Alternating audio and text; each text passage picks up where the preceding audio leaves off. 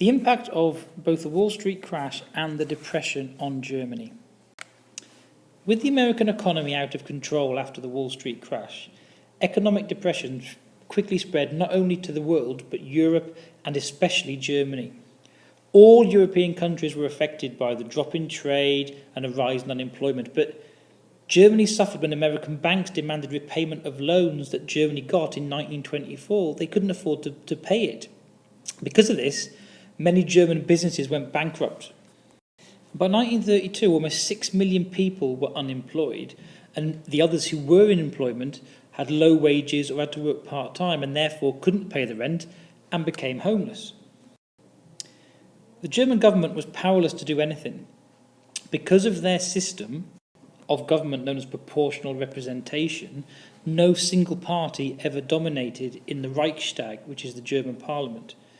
Therefore, no one ever was strong enough to sort out the problems because little parties had to come together, to work together, and no agreement was ever made.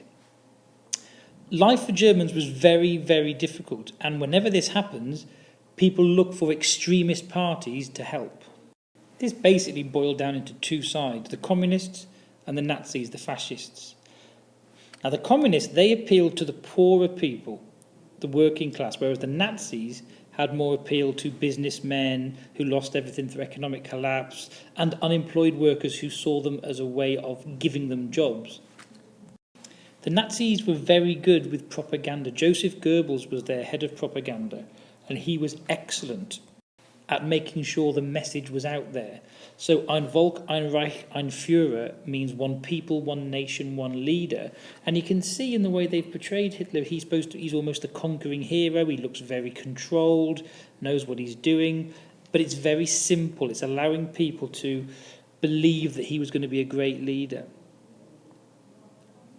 Goebbels was good at exploiting the possibilities of modern as well as older means of communication. It wasn't just posters or speeches, but they used radio and film. And where possible, they would target local issues. Hitler's brown shirts, the SA, threatened political opponents and encouraged chaos, so people would think that the government has lost control and they would look for Hitler as a means of way out. They disrupted other parties' meetings and members of the Communist Party were beaten up. Every time this happened, they blamed the communists for the issues. Hitler had set out all of his ideas in Mein Kampf that he wrote in Landsberg prison in 1924. He kept on message, and by that I mean the Treaty of Versailles must be got rid of, the Treaty of Versailles must be got rid of, Germany must survive, Germany must survive, in very simple terms, and people believed it. So bit by bit, as the depression bit harder, Hitler seemed to have the answers, and people decided to give him their support.